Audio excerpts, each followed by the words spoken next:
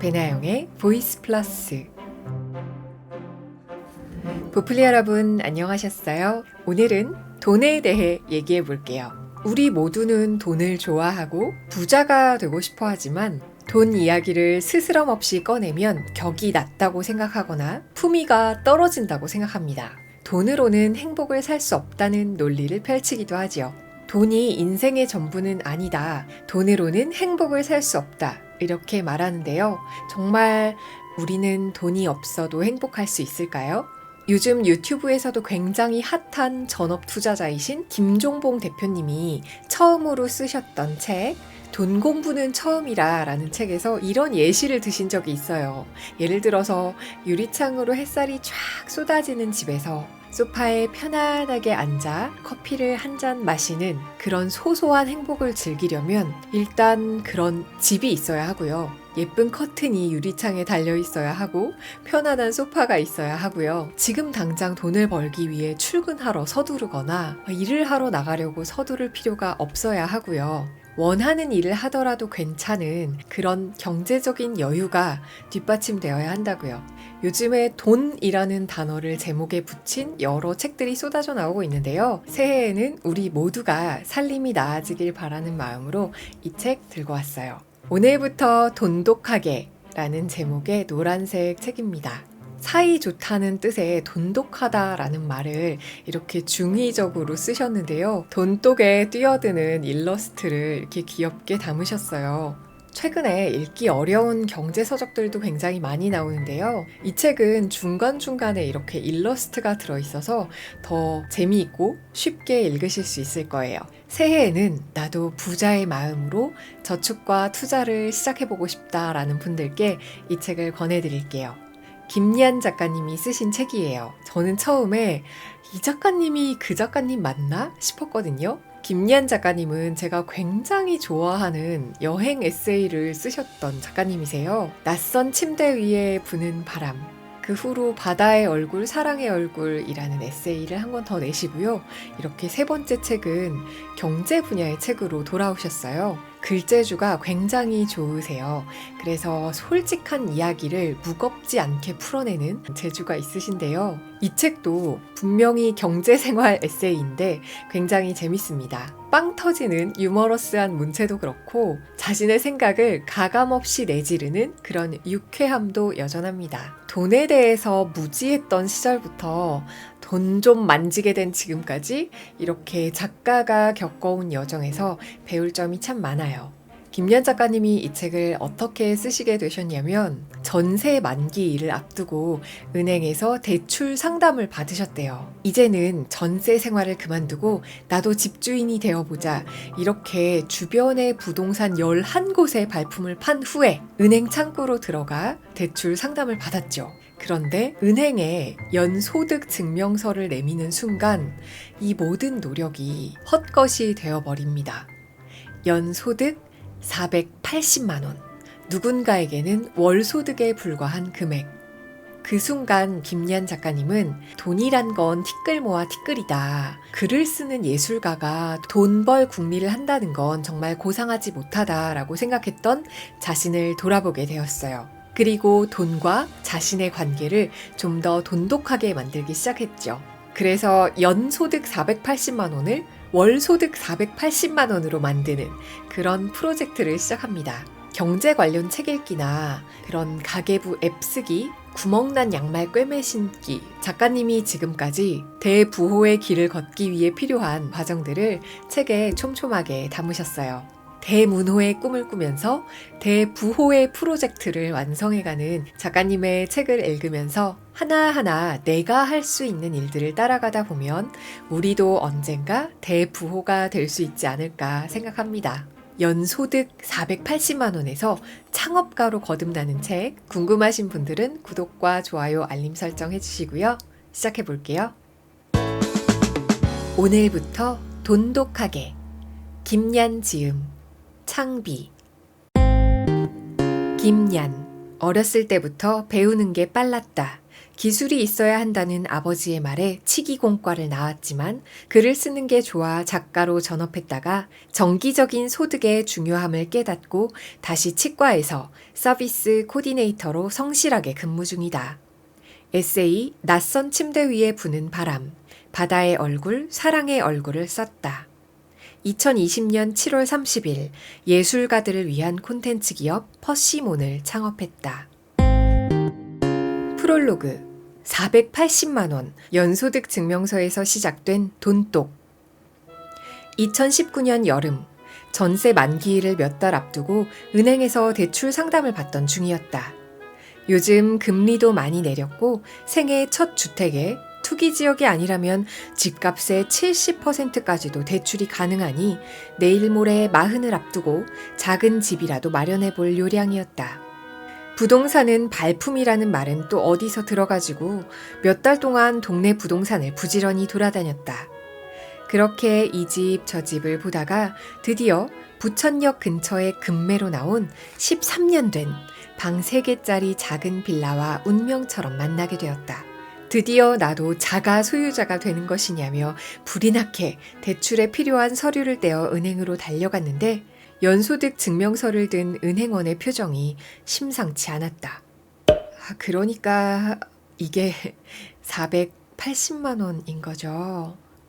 1인당 국민 총소득이 3만 달러를 넘어서고 있는 작금의 대한민국에서 480만 원이라는 연소득은 나 역시도 실로 믿기 힘든 금액이었다. 하지만 어쩌랴 이것이 명명백백한 2018년 나의 연소득인 것을.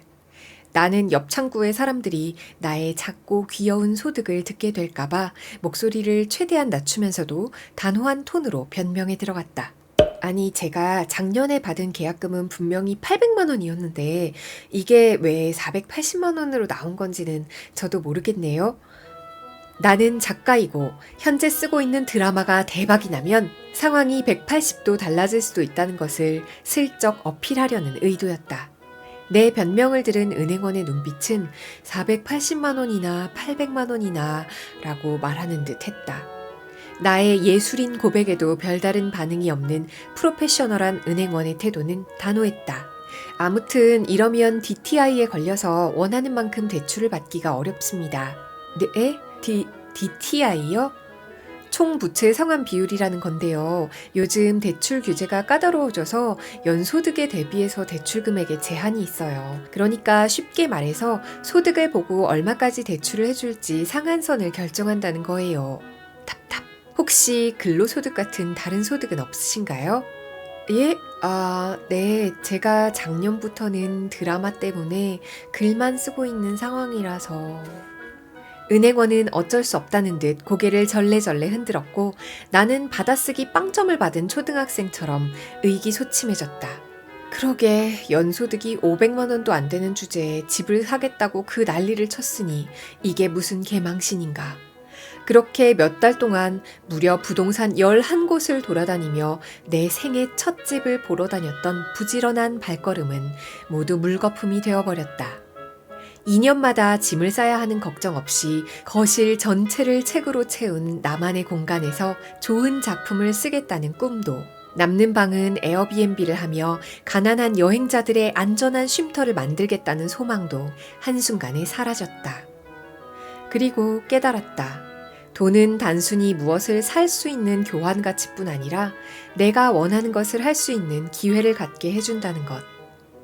달콤한 꿈에 젖어 시간과 공을 들여 세워둔 나의 계획을 단번에 앗아가 버린 연소득 증명서를 내려다보며 나는 난생 처음으로 돈에 관해 진지하게 생각했다. 돈이란 무엇인가? 누구도 제대로 말해주지 않았기에 한 번도 깊이 생각해보지 않았던 것. 분명 나와 함께 존재하고 있지만 나에게는 전혀 보이지 않았던 그것. 돌이켜보면 나와 돈은 마치 잘못된 연애관계 같았다. 나는 나름대로 하고 싶은 것을 하며 자유롭게 살았다고 말하지만 솔직히 늘 돈에 제한당했고 일방적으로 끌려다니기만 했다. 매달 카드값이 빠져나가는 25일이 다가오면 이번 달 카드값은 또 어떻게 막을까 전전긍긍했고 저축은커녕 벌어놓은 돈을 까먹고 있는 이 생활이 과연 언제까지 가능할지 줄곧 불안에 시달렸다. 그러면서도 예술을 하는 사람이 돈 벌 궁리를 하는 건 고상하지 못하다고 생각했다. 그렇다 해도 돈이 없어서 좋아하는 사람들에게 물질적으로나 정신적으로 베풀 수 없는 것은 괴로운 일이다. 아파트 경비원으로 일하고 있는 아빠도 이제 곧 70이다. 부모님 2분 중 1분이라도 아프게 된다면 난 무엇을 할 수 있을까? 친구들의 결혼과 이사, 임신과 돌잔치, 친구 아이들과 조카의 생일이 다가와도 정말로 기쁜 내 마음을 그대로 표현하기가 쉽지 않았다. 무엇보다 내일 모레 40을 앞둔 나는 어쩌면 평생 혼자 살 수도 있을 테고 슬프게도 글 쓰는 것으로 평생 성공하지 못할 수도 있다.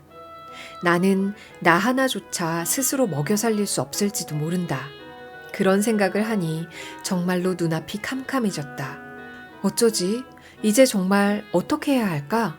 밤을 새워 쓴 한 장의 편지보다 숫자 몇 개가 적힌 종이 한 장의 파급력이 더 센 자본주의 사회에서 내 한 몸을 스스로 책임지기 위해 돈에 대해 진지하게 알아봐야겠다는 생각이 들었다. 그래, 이왕 이렇게 된 거 대문호 전에 대부호가 되어보자. 그렇게 나만의 프로젝트가 시작되었다. 연소득 480만 원, 대문호를 꿈꾸던 가난한 예술인의 대부호 프로젝트. 목표를 세운 후 일단 내 방식대로 매일 도서관에 가서 경제신문과 돈 관련 책을 섭렵했다. 예전에는 문학 외에 다른 책은 죄다 시시하다고 생각했는데 그것은 나의 연소득만큼이나 귀여운 생각이었다. 돈의 세계는 생각보다 훨씬 넓고 복잡하고 어려웠다. 그래서 더 재미있었다. 그렇게 공부를 시작한 지 1년이 지난 지금 현재의 월소득은 예전의 연소득에 가까워지고 있고 나는 즐거운 나의 집과 오로지 글쓰기에 집중할 수 있는 사무실을 갖게 되었다. 그리고 나는 많이 변했다. 돈 때문에 일부러 제일 싼 메뉴를 고르지 않아도 된다. 다음 달 카드값을 고민하며 전전긍긍하지 않는다. 좋아하는 작가의 책이 나오면 내 것은 물론 친구들에게 줄 것까지 기분 좋게 살 수 있다. 돈 걱정을 하며 쓰던 에너지와 시간을 온전히 글쓰기에만 집중한다. 무엇보다 이제껏 나를 도와주었던 사람들에게 은혜를 돈으로 갚을 수 있는 사람이 되었다는 것. 그것이 돈이 내게 준 가장 큰 기쁨이다. 생각만 해도 불안했던 미래와 노후. 하지만 이제 돈이란 것이 어떻게 돌고 도는지, 어떻게 하면 나와 함께 오래 머물 수 있는지에 대해 감을 잡았으므로 미래가 더 이상 두렵지 않다. 누군가는 돈독이 오른 예술가만큼 추한 게 없다고 흉을 보기도 하겠지만 나는 이제 확실히 느낄 수 있다. 언제나 끌려다니기만 했던 돈과 내가 조금씩 수평을 맞추고 있다는 것을. 더불어 돈과 나의 관계가 조금씩 돈독해지고 있다는 것을. 월급 200만 원의 힘. 글을 써서 먹고 살고 싶다. 내 인생의 화두. 글을 쓰기 시작했던 30부터 39살이 된 현재까지도 이 문장은 나의 화두다. 그 말인즉 아직까지도 글만 써서는 먹고 살지 못하고 있다는 뜻이다. 슬프지만 어쩔 수 없다. 한국뿐 아니라 세계 어디든 인세로만 먹고 살 수 있는 작가는 소수다. 책을 읽는 사람의 수는 점점 줄고 도시마다 서점이 사라지고 있는 것을 보면 놀랄 일도 아니다. 그래도 사람은 희망 하나로 버티는 종족이라 나는 매일 기도한다. 글 써서 먹고 살고 싶다. 글 써서 먹고 살게 해주세요. 하늘은 스스로 돕는 자를 돕는다 라는 속담을 자세히 뜯어보면 한마디로 스스로 해결하라는 말에 다름 아니다. 내가 나를 돕고 있어야 하늘도 기회를 준다. 글을 쓰는 것도 마찬가지다. 자리에 앉아 글을 밀고 나가야 하는 건 나 자신이다. 오늘도 역시 포기할 수 없는 나의 꿈. 글을 써서 먹고 살고 싶다. 한 문장이 2개로 부러진다. 글을 쓴다. 먹고 살다. 글을 쓴다. 그래, 글쓰기는 내가 최고로 사랑하는 일이지. 먹고 살다. 내가 사랑하는 일을 하며 먹고 살고 싶은데 지금은 그게 안 되고 있다. 그럼 무엇을 해서 먹고 살지? 먹고 살기만 해결하기 위한 거라면 대안은 많다. 식당 아르바이트도 있고 편의점 아르바이트도 있다.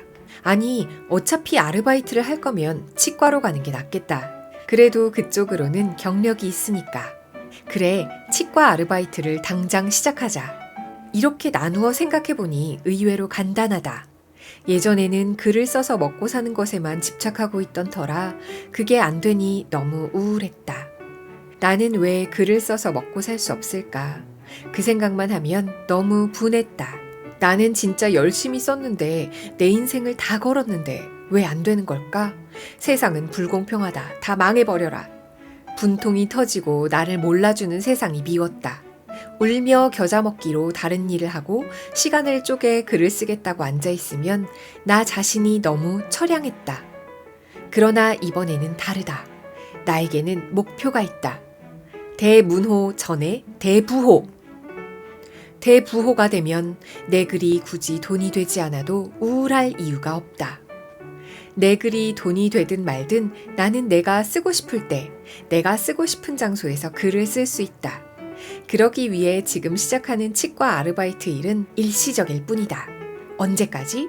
대부호가 될 때까지. 좋다. 그럼 다시 치과에 가서 일을 하고 남는 시간에 글을 쓰자. 피곤할 거다. 당연히 피곤하겠지. 하지만 돈이 없어 받는 스트레스는 더 피곤하다.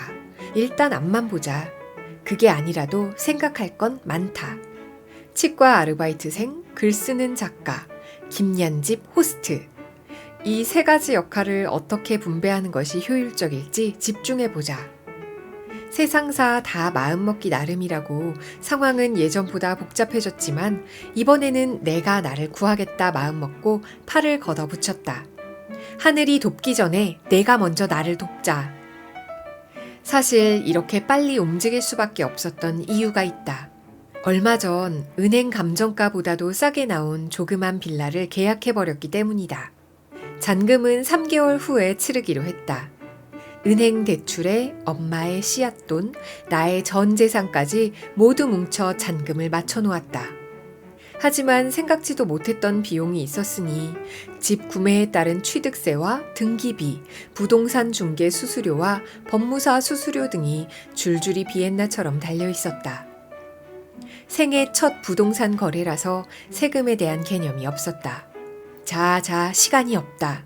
나에게는 먹여 살려야 할 내가 있다. 경력이 있기 때문에 치과 아르바이트를 찾는 일은 어렵지 않을 테니 그나마 다행이다. 예술보다 기술이라고 운전면허도 일종 보통을 강요하던 집안 분위기 덕분에 치기공소를 시작으로 치과계에 발을 붙였던 시간이 대략 모아도 10년은 되었다.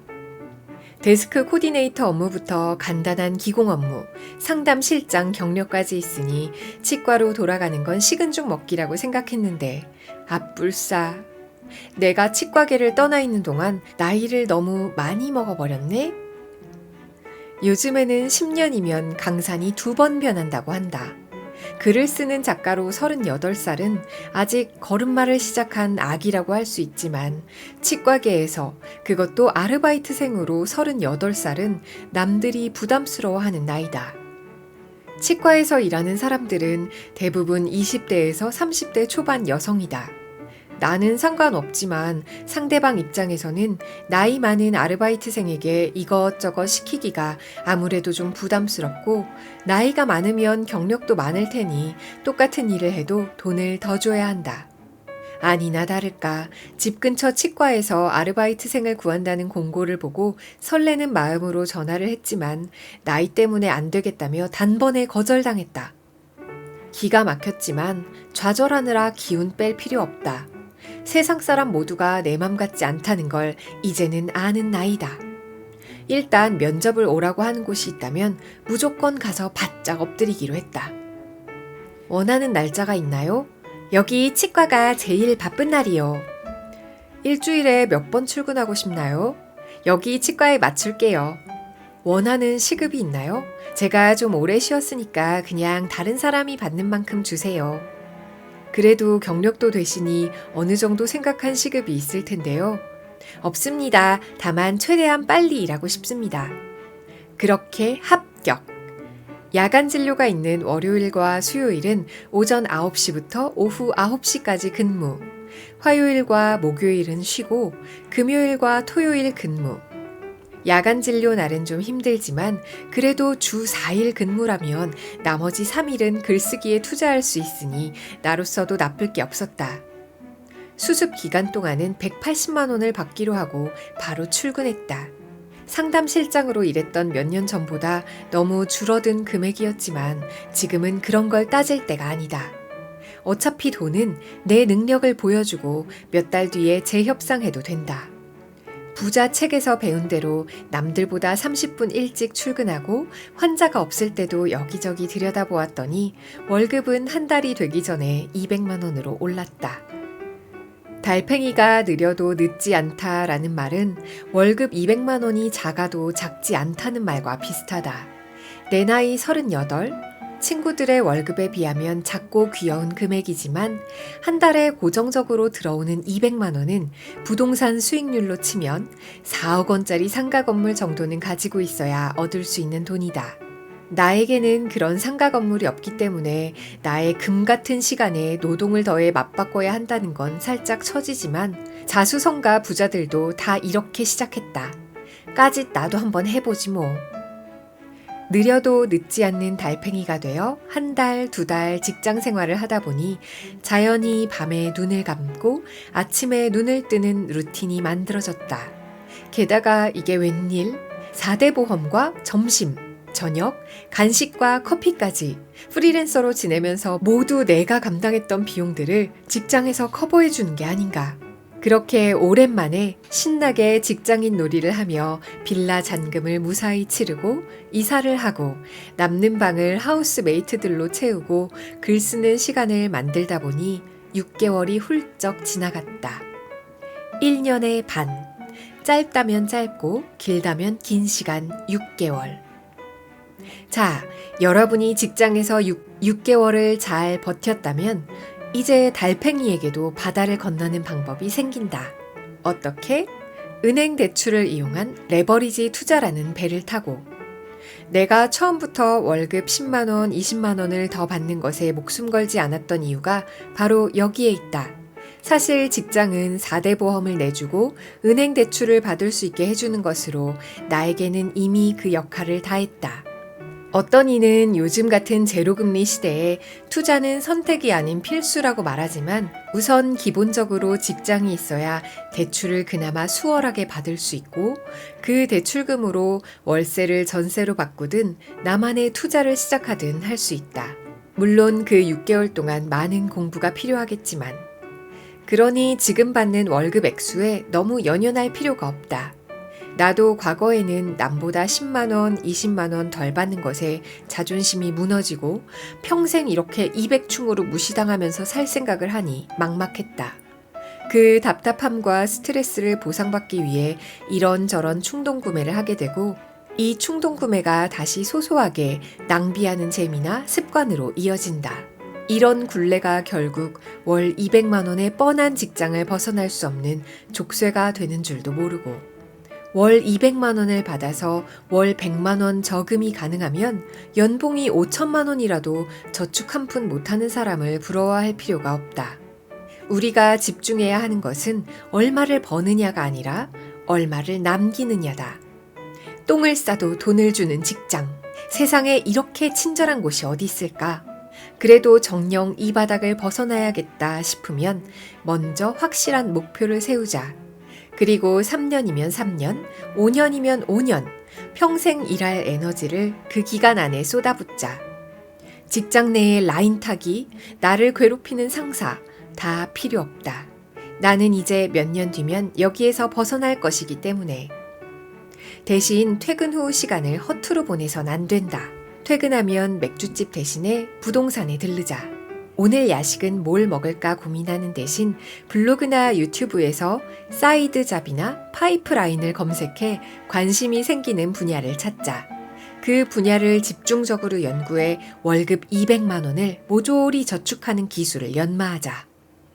좋은 사업 아이템이 있다면 확실한 승부수를 던지기 전까지 직장에 발을 담그고 천천히 준비해서 시간을 벌어야 한다.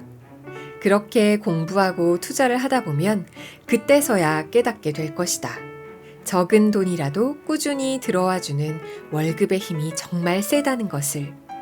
직장에 다니면서 우리가 할 수 있는 가장 큰 재테크는 불필요한 충동구매로 나갈 돈을 막고 직장이 있어 아낄 수 있는 돈에 감사하며 미래를 위해 월급을 차곡차곡 모으는 것이다. 그러니 오늘부터는 열심히 공부하며 어떻게 쓸까 보다 어떻게 벌까에 집중할 것.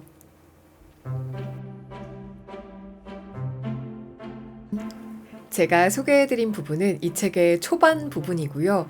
뒷부분으로 가면서 더욱더 대부호에 가까워지는, 더 여유로워지는 김리안 작가님을 만나실 수 있어요. 우리는 돈으로 행복을 살 수 없다고는 하지만, 돈으로 행복함을 느끼게 해주는 다양한 시간과 경험, 기회들을 살 수 있겠지요. 그러니까 이제는 돈을 다르게 배워야 할 것 같습니다. 우리는 좋든 싫든 자본주의 시장 경제에서 살고 있으니까요. 작년에는 제가 인공지능과 플랫폼, 4차 산업혁명에 대한 주제로 책을 종종 소개해 드렸는데요. 올해에는 경제 분야의 책들을 좀 더 많이 소개해 볼게요. 그럼 올 한 해 여러분들도 대부호의 길에 들어서는 한 해 되시길 바라요. 우린 다음 영상에서 만나요. 안녕.